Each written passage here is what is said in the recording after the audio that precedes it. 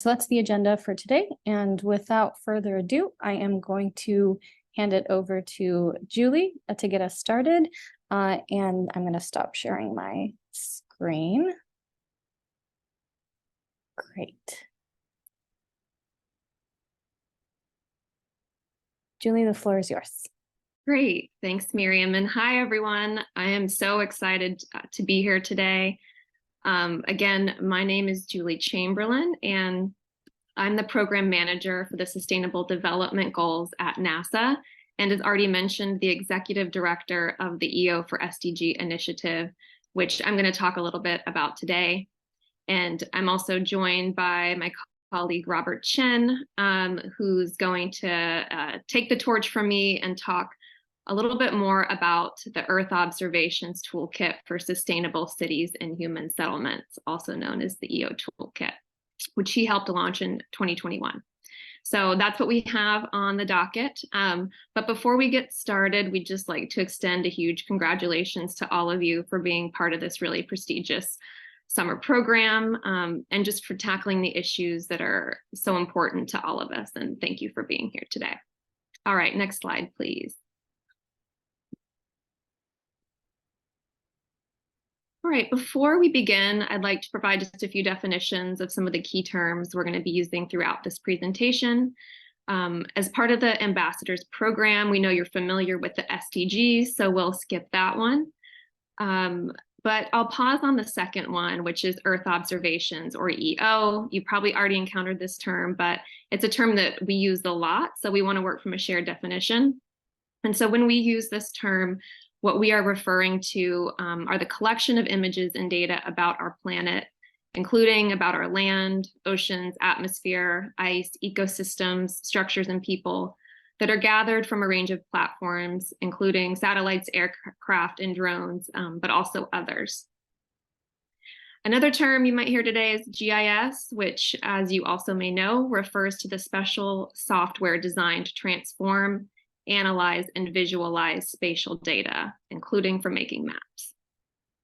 And lastly, another good term to know, and Bob might touch on this in a little bit, is the term human planet. And human planet refers to the efforts to map and analyze how human settlements and activities are distributed across the planet and evolve over time. All right, next slide, please. So I'm going to kick things off by digging into the program that I help run, which is called the Earth Observations for the Sustainable Development Goals Initiative. And that's a mouthful, so we usually just refer to it as EO for SDG. Now, to understand EO for SDG, I'm going to journey back to 2015. It was a year, as you know, that UN member states passed the 2030 agenda and that the world adopted the 17 SDGs, which came with 169 targets and 241 indicators. So a pressing question that was asked then and that still looms large today for us, and one that you've probably also been pondering, is how do we accurately measure all of these goals, targets, and indicators? It's a lot. So how do we track progress in a meaningful way? So those behind the 2030 agenda were very aware of these concerns, and they understood that data was going to be a major factor. And in fact, they specifically stated in Article 76 of the 2030 agenda, and this quote is on the slide, that we will exploit the contribution to be made by a wide range of data, including Earth observation and geospatial information. So this is a quote that we constantly return to as we think about our mission and the role that data and Earth observations in particular can play in helping us with the SDGs. So this is where EO for SDG came in. Once the 2030 agenda was approved, Earth observation experts and organizations around the world saw an opportunity to contribute to the SDGs.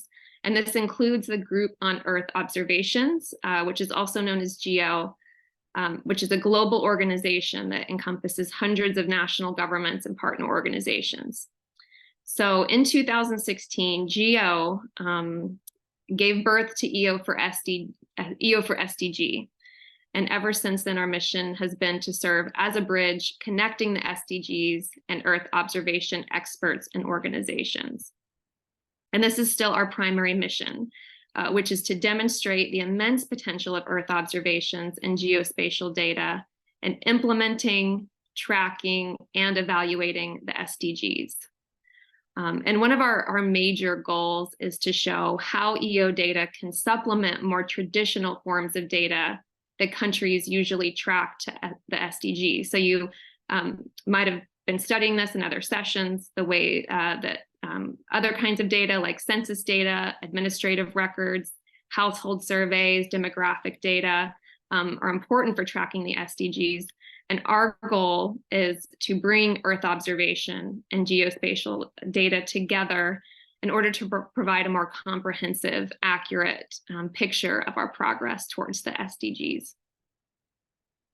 All right, next slide, please. All right, so you may be wondering, what is it that we actually do? And at the core of our activities is the task of increasing awareness about how exactly Earth observations can help us track, monitor, and assess specific SDGs, goals, targets, and indicators. So as you know, there are so many indicators, an abundance of data. So this task is really important, just the kind of what may seem like a somewhat simple task of kind of mapping how Earth observations can be important.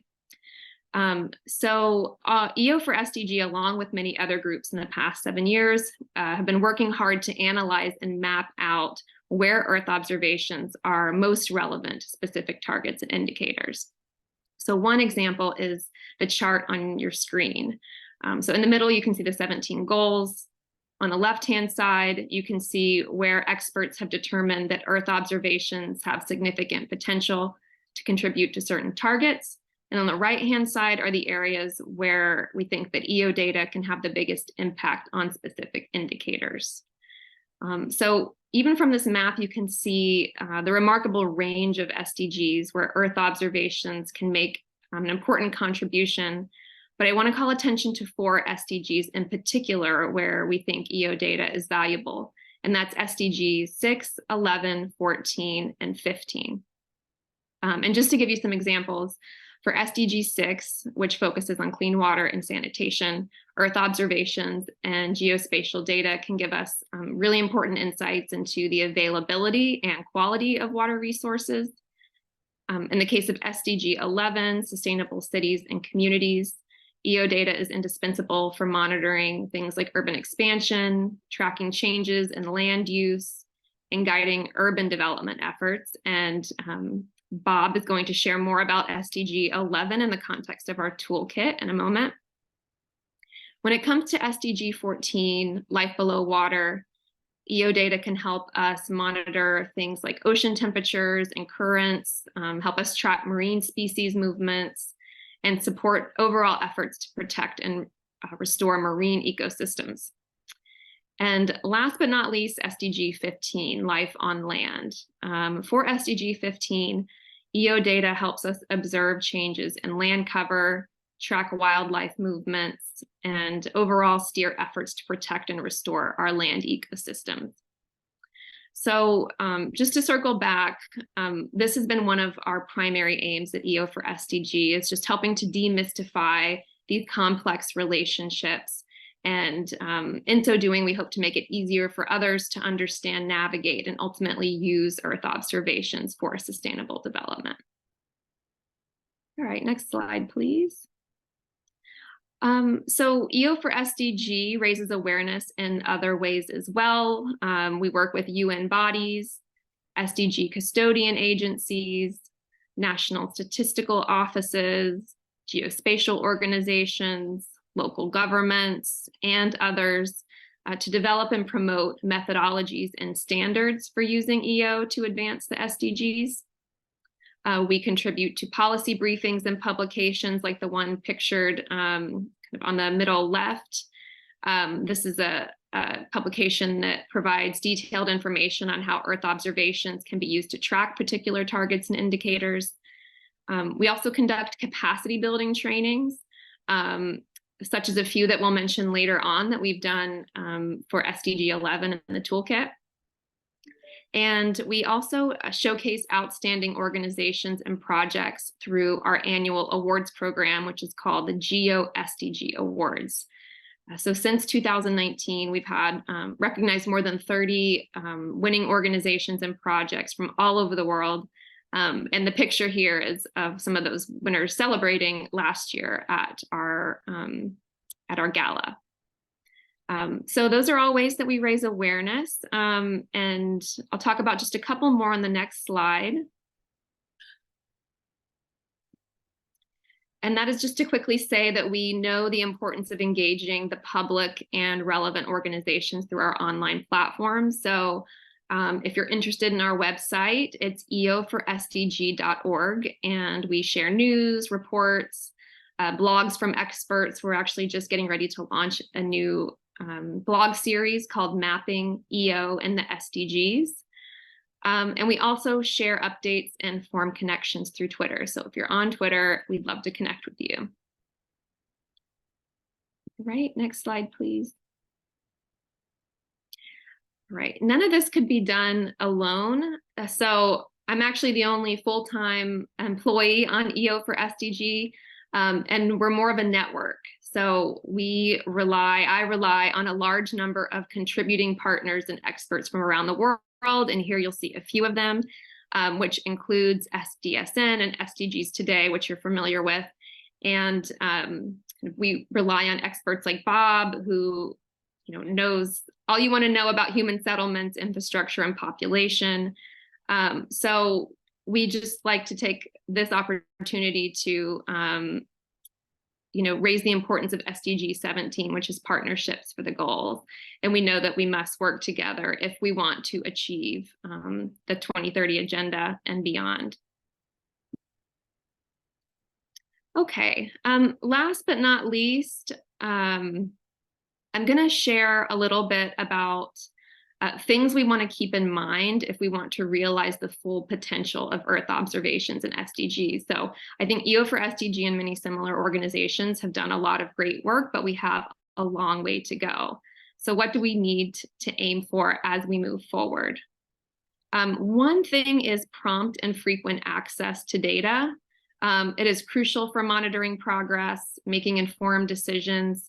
So our current systems need to be improved to ensure that data is not just available, but also accessible, ideally in real time. Additionally, integrating data from various sources, including satellites, airborne, ground-based platforms, it's essential. This is essential for creating more comprehensive information sets.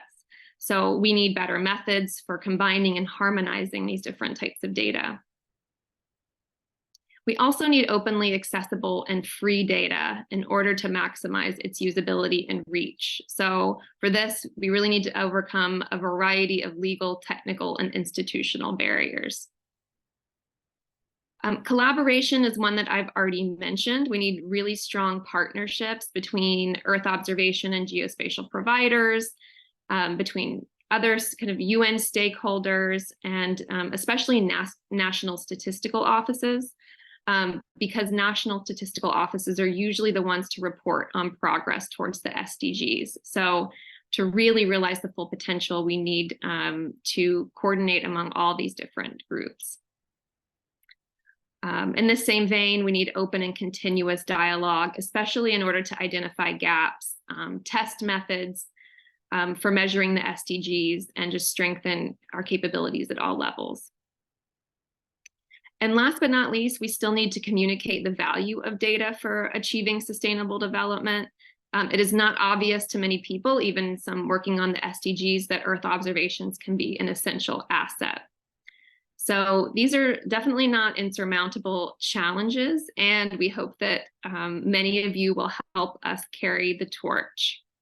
So that's my spiel. Thank you for listening. And Bob, I'll go ahead and hand it over to you to talk about one of the major projects that EO for SDG supports alongside many other organizations. Great, thanks, Julie. And try to get some up here.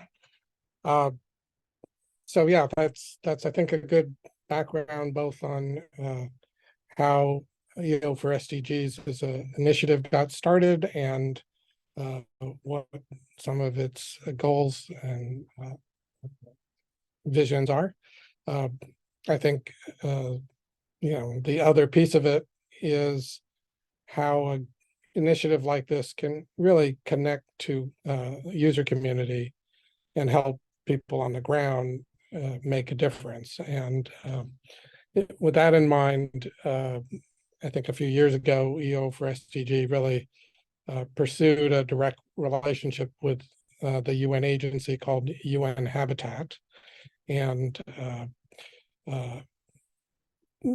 decided to collaborate and work with them to address the need for a shared online knowledge resource and a portal to different resources. So, one of the problems, not the only problem, for people around the world sitting in both large and small cities and settlements is how do they get access to relevant data, like data from satellites that they're not necessarily familiar with or trained to use, and how can they incorporate that into their day-to-day analysis and decision making. At the same time, cities around the world over the last decade or two have adopted geospatial information system, GISs, for use in urban planning and all sorts of applications. So they are starting to get more familiar with spatial data. And of course, they may be aware of the Sustainable Development Goals. There are quite a few cities that have even tried to develop goals for their own areas. But there's still a big disconnect given, what you heard from Julie. There's so many different targets and indicators. It's hard to put it together, and of course, not necessarily easy to access the relevant data. So that's sort of the goal of the initial goal of this site. It was to, pull together the available Earth observation data that seemed most relevant to human settlements. It was to support the SDG 11 community, and in particular, what's called the New Urban Agenda, which is it's kind of a follow-on initiative led by UN Habitat, and pull in different kinds of content, try to help users get up to speed on what's doable, and put more data and tools at their fingertips. So you see the link there and the intro, the homepage. Oops. And again, I don't have to go over this in detail, but some of the relevant targets, 11.1 through 3 and 11.7, but also others, have this component to them that relates to, understanding spatially, not just for the country as a whole, but for specific cities and within cities, what would make them safer, more resilient and sustainable, and include people who might otherwise be left behind. So, things like providing housing for everyone, but also addressing the problem of what's generally known as informal settlements, but in the popular terms is called a slum. What proportion of the urban population lives in those areas, and can we identify and characterize them in order to hopefully improve living conditions and assist the people directly in terms of their housing and transportation and related things. Similarly, the issues of both road and public transportation access, also getting at people, again, who may have difficulties accessing or using certain kinds of services, looking at in the longer run, urbanization trends and how countries can better manage that, and also match the investments such as in infrastructure to address the future urbanization needs, and address other kinds of aspects of urban life, like access to open space, which isn't just a quality of life issue, can also relate to humanitarian response and the ability to coordinate and deal with large groups, and reflects a broader set of issues of habitability. So I did want to take one step back, because I know the focus has been on, there's been a lot of focus on the specific SDGs. But if you're thinking from the viewpoint of an urban planner, SDGs probably isn't on the top of your list. You're much more concerned with the whole range of issues, mostly covered by the SDGs, but potentially extending beyond. Every city is concerned about clean air, good sanitation, access to food and water, energy supplies, housing, public facilities, transportation. That's basic, and whether or not you're worried about any particular SDG indicator, there's a whole set of systems that have to function for cities to operate. But thinking about how the public infrastructure and the private infrastructure operates, not just for the urban core, but as it extends out to the rural areas, how is industry and public health and medical activities integrated into the city is all part of the sustainability. Certainly thinking about emergency preparedness and disaster response, but also longer term issues of climate change, are all now sort of frontline issues for urban planners around the world. And being able to have a governance structure and a planning and social service, both from government and from private and non-governmental sources, is really critical. So I just want to, I know you've probably discussed this in other sessions, but thinking of it from the urban viewpoint, that's really where a lot of these issues come together and need to be integrated. And so that is sort of my entry point into talking about what you can find in the portal. There's a lot of different kinds of data related to how people are using the land, but also air quality and water quality, that Earth observations can help identify vegetation and changes in vegetation. Of course, one of the relatively newer ways to observe what people are doing is through the lights they have on at night. It gives you both in the longer run some sense of where people are actually living and working, but also can in some cases track short-term changes in movements of population and that sort of thing. And there are both environmental and the human part of the planet issues that the data can help characterize, but it has to be put together with other sources of data to be useful. So again, back to the portal, we've tried to pull available tools and recognizing that there are definitely a lot of gaps in trying to cover all the issues I just mentioned, but different groups for different purposes have pulled data sets and tools together, and the toolkit hopefully is as I mentioned before, trying to make it easier for people to get to, but also tries to give examples of how places have successfully used data, so that people who aren't familiar get a better sense of the utility and transferability of those methods and data. So I'm going to try to do a live demo, which is always a little dangerous, but you can still see the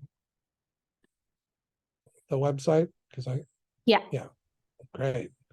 So again, this is the interface. Let me get rid of all these pictures here so I can see. You know, again, some of the key issues are highlighted, and you can, as you scroll down here, get an example of both the categories of content, but also some highlights of what's been added and some news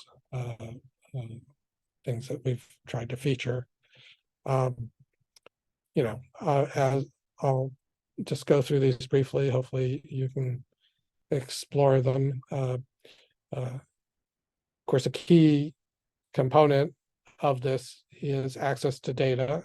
Most of these are geospatial data sets, which do require generally some familiarity with GIS software, but people can download actual data sets, obviously get documentation and other things. This link leads you to a site in Italy at the Joint Research Center of the European Commission, and is a set of open and free data, which maps, as it says, human settlements over time.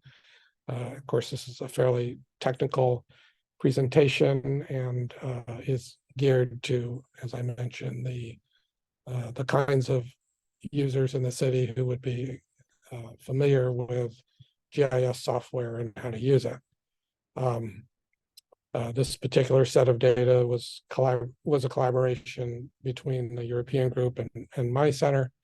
And it's partly interesting because the JRC led an effort to make this data more relevant to what United Nations, the UN community needed.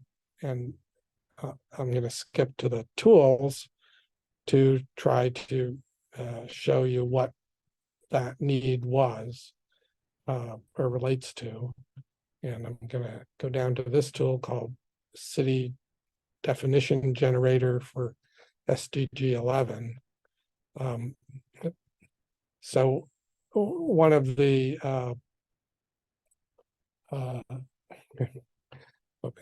it kind of layered in a whole bunch of things automatically, but I have to back up. One of the issues with partly the way the United Nations runs is that when UN agencies collect data from every country, the countries are responsible for the data that is provided. I mean, they're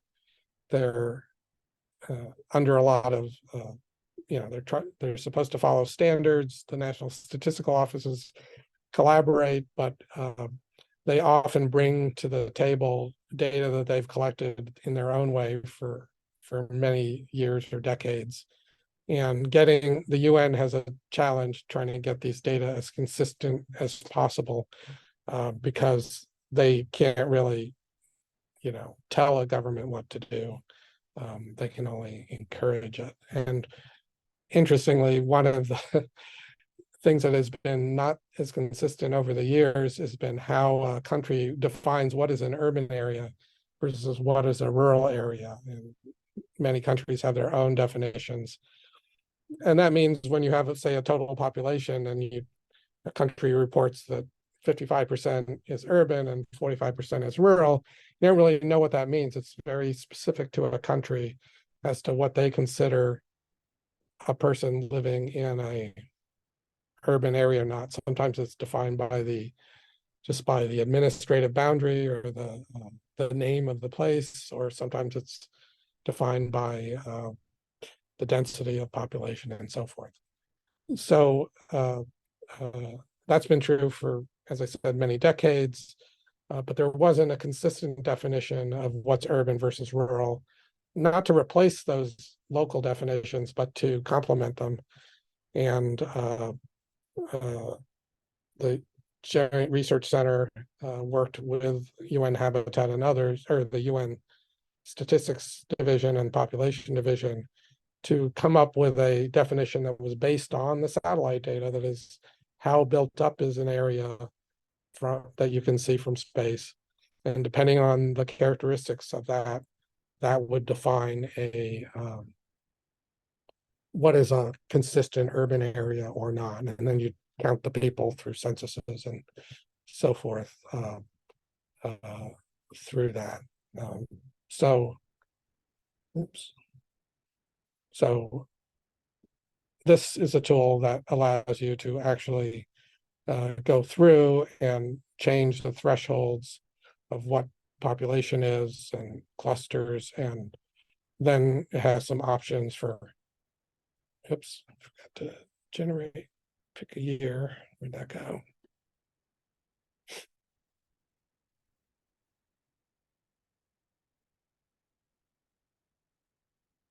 And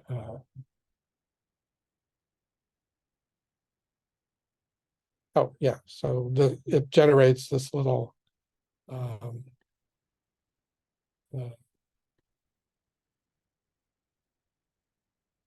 blue outline that allows you to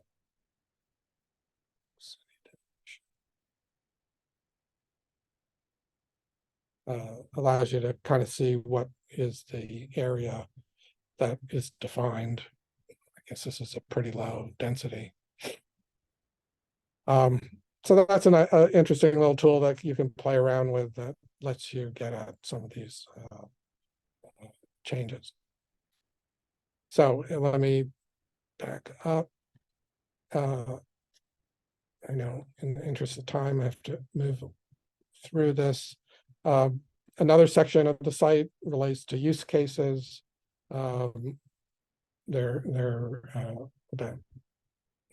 These are ones that are specific to particular places that you saw on the map, and each has a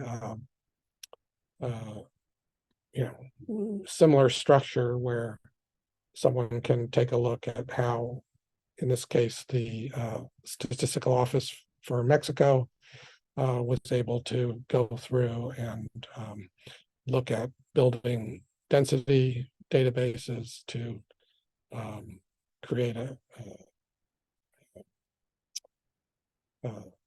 track urban growth over time in Mexico. And it details a little bit of the technology, but also goes into the impact and inputs and gives people an idea. So I think those use cases are helpful. There are a number of general documents that were developed under this project, as well as training courses that were developed under a sister project funded by NASA called the Applied Remote Sensing Training, and a few others materials. So these are recorded and coming with supplementary materials, so you can learn at your own pace. And then, of course, we're always welcome to have people join. There's also a map of where people are based and a little short descriptions of people. You'll see some familiar faces here, I think. I'm somewhere here in the bottom. So that's kind of the main site. I guess we don't really have time for me to do any more demos. One of the tools I'll just briefly mention I was going to go into, but isn't really time, is a tool that we've developed, which has, I think, one nice feature I wanted to mention, which is this ability to look at 4 different spots, I'm sorry, 4 different data sets at the same time in parallel. You can actually zoom in separately if you want, and change. So you could look at 4 different cities. You could look at 4 different variables. You could look at 4 different points in time in a very easy way. And there are some other tools where you can kind of estimate how many people live. One of the issues that has started to come up is because there's so many different data sets, it's often hard for someone in a city to understand what is the most appropriate data set to use. And this tool allows you to do some intercomparison and see how different data sets might give you different results depending on the application. So I think I should probably go back to the slideshow just now. Buried here, yeah.